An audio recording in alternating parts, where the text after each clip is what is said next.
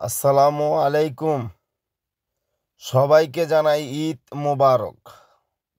আসলে ভাই, সবার যদি ঈদ থাকে ফ্যামিলির সাথে, আমার ঈদ কাটাইতে হয় রাজপথে। কারণ ভাই আমরা ড্রাইভার, আমাদের সুখ পাওয়াটাই কষ্ট। এই যে দেখতেছেন যমুনা সেতু, বঙ্গবন্ধু যমুনা সেতু পাড়ি দিচ্ছি, যাইতেছি আমার বসের বাড়ি পঞ্চগড়। পঞ্চগড় যাব আমরা আজকে ঈদের দিন। যে জায়গায় থাকার কথা ফ্যামিলি, মা বাপ, ভাই বোন, আত্মীয় স্বজনের সাথে আনন্দ করে ঈদ করার কথা ছেলে মেয়ে নিয়ে, সেই জায়গায় আজকে রাজপথে গাড়ি চালাচ্ছি ঈদের দিন। যমুনা সেতু পাড়ি দিচ্ছি। সবাই দোয়া করবেন আমার জন্য, আমি সেন ভালো মতো আবার ঢাকাতে ফিরে আসতে পারি। আপনাকে দোয়া ও ভালোবাসায় আমার প্রাপ্তি, আর কোনো কিছু চাই না। আপনারা বেশি করে লাইক করবেন, শেয়ার করবেন, কমেন্ট করবেন।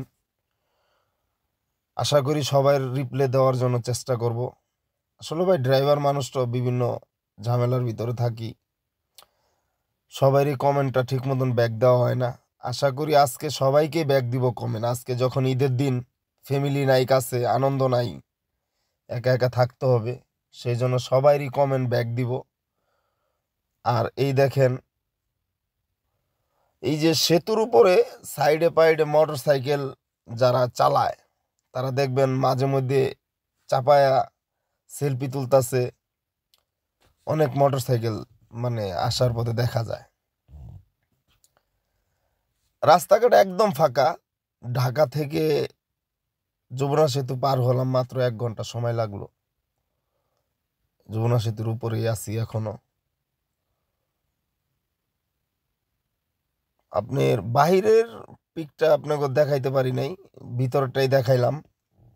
কারণ চলন্ত অবস্থায় তো আর ভিডিও করা যায় না, তাও যতটুক পারছি ততটুক করছি আপনাদের বিনোদন দেওয়ার জন্য। আপনারা সবসময় আমাকে সাপোর্ট করবেন, আপনাদের ভালো ভালো বিনোদন, ভালো ভালো কোনো কিছু দেওয়ার চেষ্টা করব। আসলে সময় পাই না, সময় পাইলে ভালো ভালো ভিডিও বানাইতে পারতাম, আপনাদের দিতেও পারতাম ভিডিও বিনোদন। বিনোদন আপনিও পাইতেন, আমিও পাইতাম। আপনাদের উৎসাহ দিলে আপনারা আমাদের লাইক শেয়ার কমেন্ট করতেন, আমিও আপনাদের যথেষ্ট পরিমাণ ভালোবাসতাম। এই দেখেন, এই যে সামনে, এই দেখেন, এই যে মোটর সাইকেলগুলো দাঁড়িয়ে যমুনা সেতুর উপরেই, মানে 2-3টা মোটর সাইকেল ধুম করে দাঁড়ায় পড়লো, দাঁড়াই সেলফি টেলফি তুলতেছে। এটা চিন্তা করলো না এটা একটা সেতু, এটাতে অনুমোদিত নাই দাঁড়ানোর। মোটর সাইকেল আলারা ওইটা চিন্তা করে না। ওরা চিন্তা করে যে আমরা যদি উঠতেই পারি তাইলেই বাস বেঁচে যাই।